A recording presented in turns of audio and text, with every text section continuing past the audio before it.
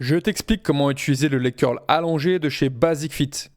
Donc là, on est sur un leg curl allongé, exercice qui va travailler principalement tes ischio-jambiers, donc ton arrière de cuisse. Premier réglage qu'on va avoir, c'est ce boudin qui est ici. Le but, c'est que tu le règles pour qu'il puisse arriver au niveau de tes chevilles. Ici, on a un deuxième réglage qui est super important parce qu'il va déterminer ton amplitude de mouvement. En général, je te conseille de mettre entre 0 et -1 parce que le but, c'est que tu puisses te retrouver les jambes complètement tendues quand tu es en position étirée. Mais attention parce qu'il faut que tu puisses tendre les jambes sans que les poids touchent la pile. Ce petit rond rouge qu'il y a ici, c'est ce qu'on appelle le point de pivot. Il va falloir que tu te positionnes pour que ton genou soit aligné avec ce point de pivot.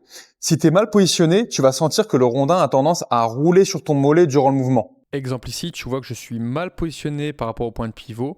Et si tu regardes bien le rondin à l'arrière, il est en train de rouler le long de mon mollet. Autre erreur ici, j'ai mal positionné le rondin arrière. Tu vois qu'il est beaucoup trop haut sur mon mollet alors qu'il devrait être au niveau des chevilles. Là, je suis bien positionné. Mon genou est aligné avec le point de pivot. Le rondin arrière est placé au niveau de mes chevilles et il ne roule pas le long de mon mollet quand j'effectue le mouvement. Bon, l'accoudoir, tu peux aussi le régler, c'est pas le réglage le plus important.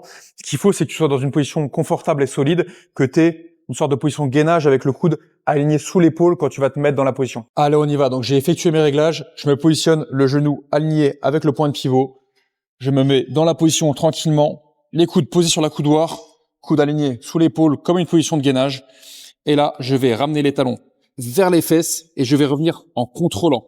J'essaie d'avoir une amplitude complète, de bien tendre les jambes en bas et de ramener les talons le plus haut vers les fesses en haut du mouvement. Bon travail à toi et pense à t'abonner pour ne pas louper les prochains tutos.